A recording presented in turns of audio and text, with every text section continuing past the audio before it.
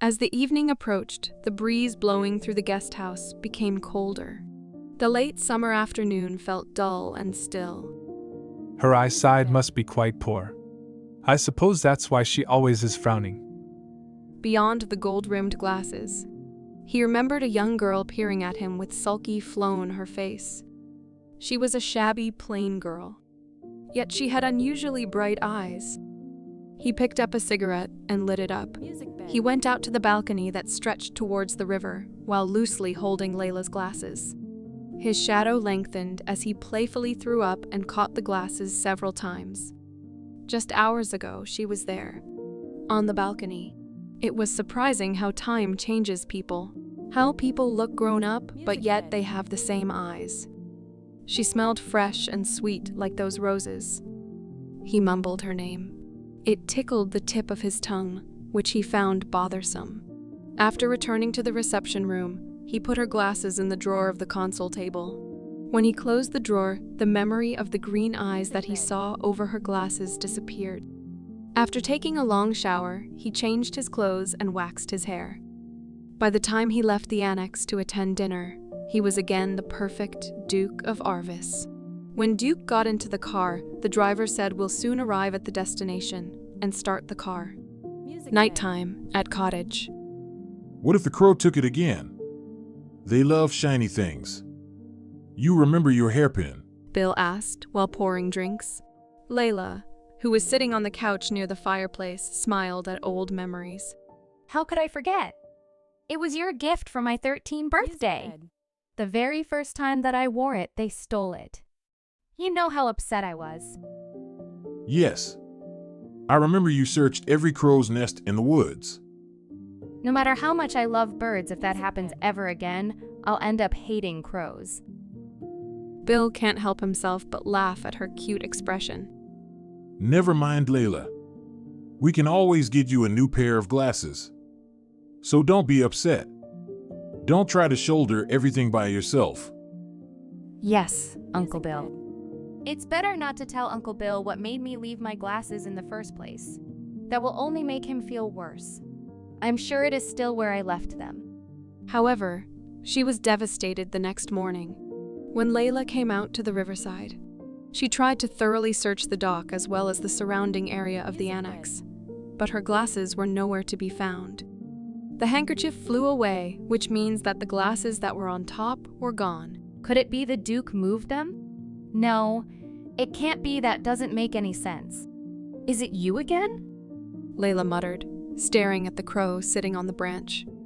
The crow tilted its head several times and soon flew away into the far woods. Outside of the mansion, the snow-white dove sat by the window. Kyle, who casually turned his head, smiled at the little messenger. Hey, Phoebe. The dove didn't run away, even though he had reached his hand out. Kyle naturally pulled the letter from the bird's leg. The mountain dove, Phoebe, was Layla Llewellyn's messenger. We're supposed to be meeting later at the library. So why did she send me a letter? Dear Kyle, won't be able to see you today because I need to look for my glasses. Sorry. Upon reading this, he hurried out of his room. Kyle, where are you going? You should be studying. Mrs. Ettman frowned at the sight of her son coming down the stairs, but Kyle silently smiled. Library, I'm going there. You are meeting up with Layla again, aren't you? She will be there as well. See you later. Wait, Kyle. Kyle left the front door, leaving his mother's question behind her. Layla this, Layla that. When are you going to grow up? Rubbing her temples, she said it with exhaustion. Kyle? When the bicycle squealed to a halt, Layla, who was hanging the laundry, looked at Kyle with a surprised face. Did you find your glasses? No, not yet. Layla's face grew sullen. I'll buy you a new one. Kyle blurted out because he was upset to see the depressed Layla. You? But why would you do that? Layla replied with confusion in her eyes. Kyle suddenly realized what he had said.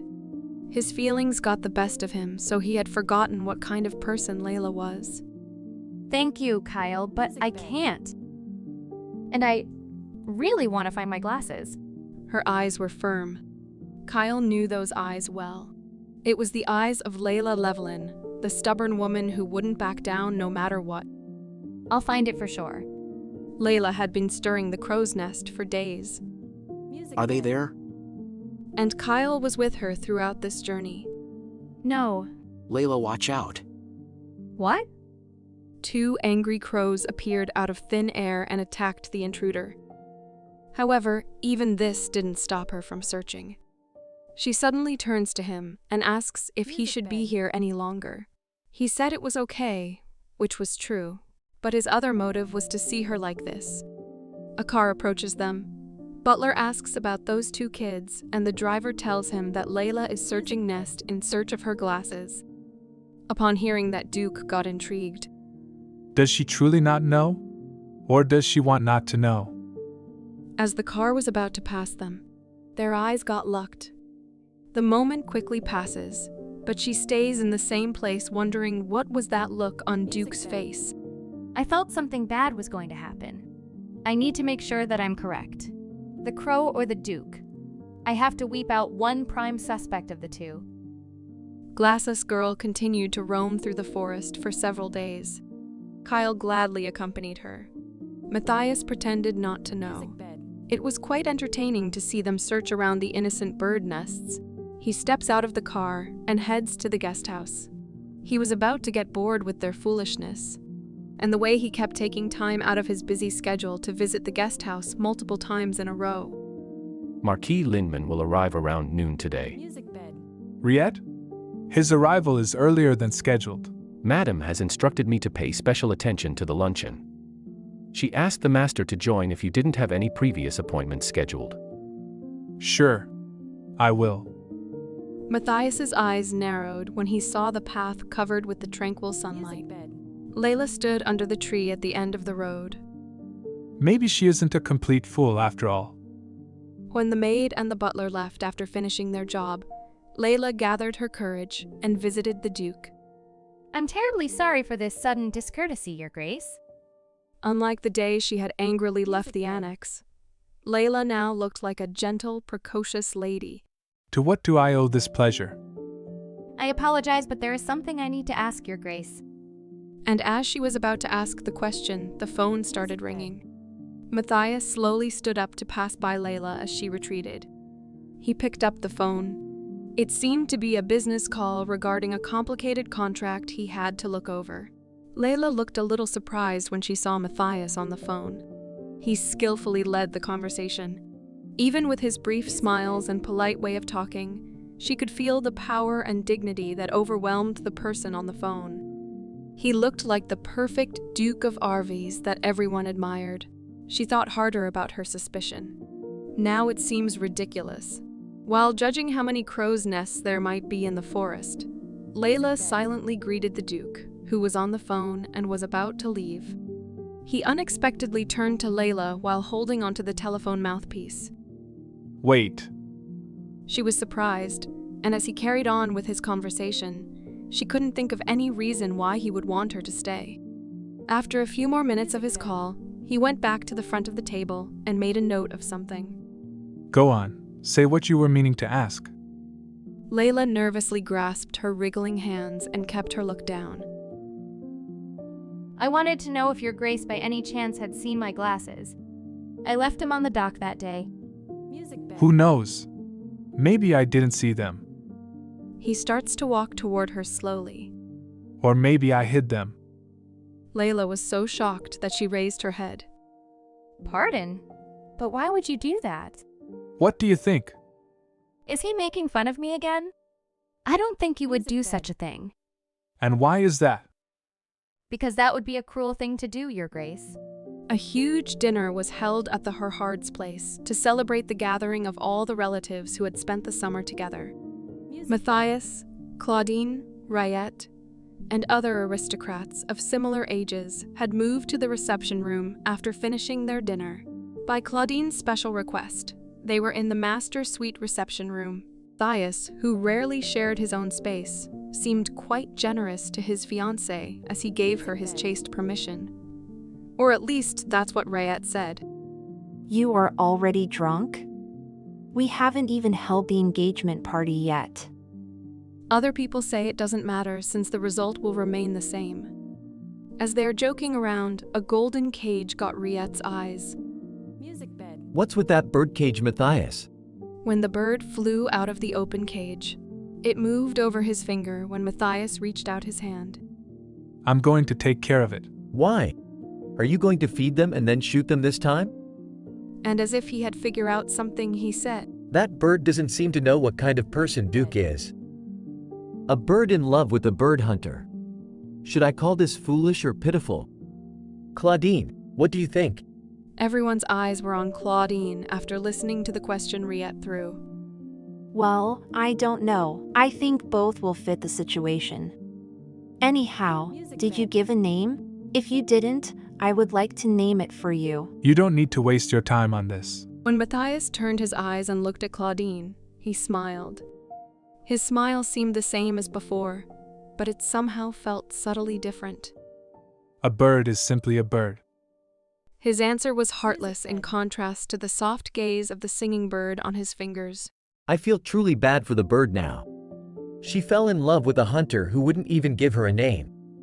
At the cottage, Layla was having a hard time sleeping. Every time she closed her eyes, she was constantly reminded of their conversation and how it was interrupted. Butler, do you know how much courage it took me to go and ask Duke such a thing? My lord.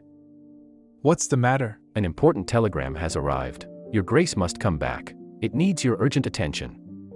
The nod that let me go back. I had to come back without knowing anything about my glasses. But I know something for sure. It wasn't the crows that took glasses. Now reviewing all of it, she definitely can't have a peaceful sleep. She debates what should she do. Should I keep on visiting his place? But I don't think she would easily give it back to me. Angry in silence, since it's late. Walking around the room like crazy, she concluded that there was a high chance that her glasses were still there. And what night better tonight to sneak into guest house since he is at the dinner party? Besides, tonight the moon is shining exceptionally brightly. If I'm timing it correctly, if I go now, I won't run into anybody, which means I will have my glasses back without anyone noticing. Using her detective skills from her favorite book series to come up with a great plan. Just like that, she made up her mind. It's okay. They are my glasses to begin with. Matthias left the mansion for a night walk alone. His face, no longer smiling, was as still as the night. He walked through the rose garden. The trap was laid, so it was time to check. She wasn't a fool, so she would have noticed. But he knew she wouldn't give up.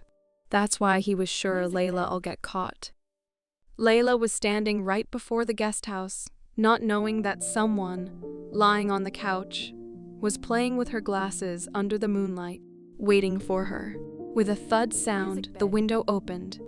At first, she was shocked, but then he laughed at the stupidity of her action. Although he deliberately left the door open, she chose the hallway window. Matthias lay still on the couch and listened to her approach. She initially looked around her surroundings with a stiff stance and finally took a cautious step forward and started her searches by drawers. It's not here. She searched for another possible spot. It's not here either. Where could it be? Matthias stroked the slender frame of the glasses with his fingers. Are you looking for this? Layla, who was just about to touch the console table's drawer, quickly turned around. She looked like she was about to faint. She staggered backward while her trembling hands covered her mouth. Matthias slowly raised himself. I'm sorry. I didn't think that you would be here. I'm really... If I wasn't. And what are you? A thief? Now he was close enough for her to spot the glasses. I just wanted to get back what was rightfully mine. He thought. There is no point in trying to act bravely. You are still trembling pathetically. Matthias headed to the window with the glasses still in his hand. It was the same window that he had thrown her hat over. No! Layla, who was blankly watching, turned pale as she rushed after him. Give it back. Please. I save up for so long for those. The lace shawl that had covered Layla's shoulder fell to the floor. Layla hurriedly raised to stop Dul's whatever next move. Realizing what mistake she made, she hastily picked up her shawl. Considering that you have seen every corner of my body, aren't you a little bit too dramatic over me seeing you in a nightgown? That's not fair. I haven't any choice. I didn't want to see. And did I want to? She tells herself to stay calm. It is foolish to argue when you're at a disadvantage. I'm sorry. I didn't mean it like that. Why are you acting like a lady all of a sudden? Didn't you say you weren't a lady? Well, regardless if I'm or not, you would still be a gentleman. Said this while firmly tying the end of her shawl. Her refusal to lose to his words was provocative, but still respectful. Matthias chuckled once again. You never know. I might not be a gentleman either. With a fake, light, happy tone, she disagreed. You are Kelsvar's greatest gentleman. Bending toward him, he said. Really? You gave me such high grades. Grade you? How could I possibly do that? It's absurd. Everyone around you probably thinks that too. At this point, she was just babbling, but he enjoyed teasing her. Aren't your real thoughts different? Of course not. Why would you think that? Layla decided to sell her soul, say any lie for her glasses tonight. So, Your Grace, please give it back. I'm terribly sorry for entering without permission, but these glasses mean so much to me. She bowed fully. Look at me. She could only see his shoes. Excuse me? As she raised her head, he gave back the glasses. Layla glanced up in surprise. He didn't retreat his hand. His hands that covered her cheeks were soft and hot like the sun-heated sand. His face was distinctively clear, yet everything else surrounding him was cloudy. Why? She wanted to ask, but a strange and fearful sensation overwhelmed Layla. It was then that Matthias's fingers started caressing her lips. And as if the moon had shied away from seeing this view, it hid behind the clouds. His relaxed fingertips stopped in between the crevice of her lip. He thought about his feelings and the fact that desires are temporary. He shouldn't risk all the things that he built up for just temporary pleasure. Is she worth it? No. With that, he let go of her. The answer is clear now. You can leave now. Layla couldn't remember what had happened after she left the annex. Layla headed for the cabin, still dazed. Layla drew water from the pump that was located in the corner of the yard and washed her lips. She unconsciously rubbed and rubbed her lips until it was swollen and crimson red. Although she felt like her skin was about to peel off, the water had still failed to wash away her strange feelings. Layla's face, her shawl, and the front of her nightwear were soaked with cold water by the time she quietly returned to her room. Without even thinking of drying them, Layla sat at the edge of her bed. She didn't know what had happened, but Layla was sure of one thing. I don't want to see him ever again. Never. Layla, who was always in the garden helping Bill, was nowhere to be found. And since that night, he thought about his feelings. After coming to that dull conclusion, he let her go, because those emotions were within his control. However, just because he let her go doesn't mean he appreciates her running away. My lord, all the preparations for hunting season are done. Near woods. Layla, let's do laundry together. Okay. The last 10 days went by as I tried not to run into him again. Layla, do you want to go on a walk after this? We'll go and see your favorite tree. A walk? Let's go next time. I have a lot of chores to do. Did something happen? I can sense something is different. You don't act like your normal self. He turned to her. Now that you've found your glasses, you should spend more time outdoors. But it seems like you're doing the opposite now. I did? She could detect a hint of nervousness in her voice. Why is that, Layla? I'm afraid I might lose my glasses again. I only go to the garden when the Duke wasn't around. And whenever he'd come, I would leave the place quickly. I plan on living like this if it means my chance of running into him is slim to none. Till the summer ends. Not long after, there was a sound of horseshoes coming from a distance. Wow, look at them. They must be going to hunt. It was a pleasant shock for Kayla, but Layla couldn't say the same. As the Duke was there staring at her, she quickly pulled the sheet and hid herself behind it. It's only one summer. He will be engaged and go to the capital. I only need to endure these few months. Duke looked back at the girl. She was still hiding. When the air cleared, Kayla asked if she was feeling sick, to which she answered no. Now that they're done, they head home. As they are walking, she can't help herself but think, Wood will have its peace back when he's out of here. And these confusing feelings will also disappear with him.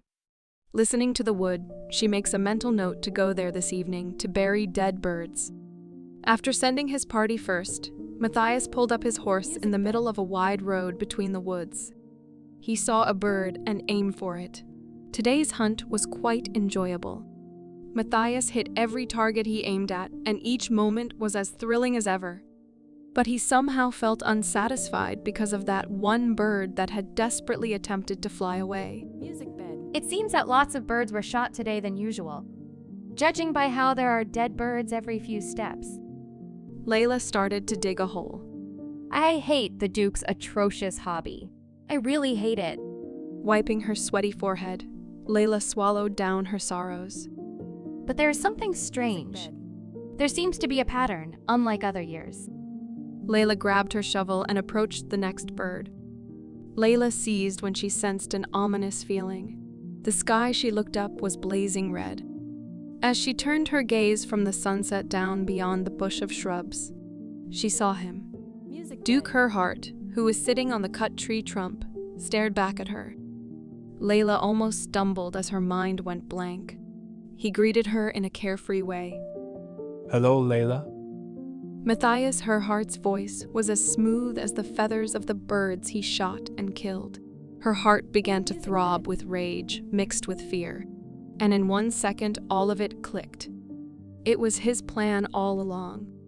Isn't the red thread I tied to plover chicks that hatched along the river last year? Go on, Layla. Matthias broke the silence first. You should do your job. His eyes was on her. Layla dug a hole without a word and buried the bird. She was now used to her actions because of that beautiful bird butcher. That thread. Did you tie it? He asked while observing her. Yes. Why? I wanted to notice the birds that left their nest to migrate when they ever came back. I didn't want us to reunite like this. As she felt a shortness of breath, Layla saw Duke Herhardt's nonchalant face. Are you criticizing me? He asked while sitting cross-legged. In my land, in my hunting ground, all I've done was to hunt. But the birds don't know. For the birds, it's just a forest. A place where they are born and raised. It's also a place where they would want to come back after their migration. And why should I care for birds' feelings? Trying to control her anger, she said. Still, there is no need for such cruelty. To let those words come out of her mouth, she had mustered a lot of courage. But the Duke showed no displeasure or anger. The strange calmness made Layla feel more suffocated. Layla Llewellyn, the woman who knows the birds' feelings so well. What do you think hunting is supposed to be then? Do you want it to be a kind hunt? His ridicule clawed out her heart. Layla endured his insult by simply twisting her skirt. I'm sorry. I've said something presumptuous. Please forgive my disrespect. Why do you like birds so much? I don't think it'll be interesting for you. She said it while digging a hole. Now that I've finished my work, I'll take my leave. She bowed deeply as he remained hushed. Layla relievedly turned her body, and just when she was about to take a step forward, the ticking sound of his gun rang out. What should we do now? I don't think your job is done yet. Layla soon lifted her head. Her eyes were filled with indignation that even the darkness couldn't hide little birds soon to be shot. Just tell me, what wrong have I done? Wrong? Yes. What kind of wrongdoing did I commit to get punished like this? I never gave you any punishment. Matthias answered quite seriously. I did my job, and you did yours, Layla. He was sincere. But why do you like them so much? The same question was asked with a tone that wasn't a bit different from a little while ago. Remembering old memories, she answered. For always being by my side. It felt wrong to share such a vulnerable feelings with a man like him. I've always been wandering around so many places ever since I was a child, but the birds were always there wherever I went. Always near me. When the seasons changed, some of the birds that left never failed to come back when I waited for them. The birds always returned. Layla's voice calmed down as she continued to speak. Her voice sounded very delicate. There are no seasons without birds. There are no places that don't have birds. So I like them. But this is meaningless to you, Duke. She didn't know when she started to shed tears. Matthias stood up. Are you going to hunt like this again? And in an attempt to gather herself, she wiped her cheek. If necessary. Matthias answered with no hesitation. It was time to leave now. Layla, I want everything in my world to be in its place. In a place where nothing needlessly hides or runs away. What do you mean? Stay in your place. I don't know what you mean by place. Think about it carefully. Then I might even give you a kind hunt.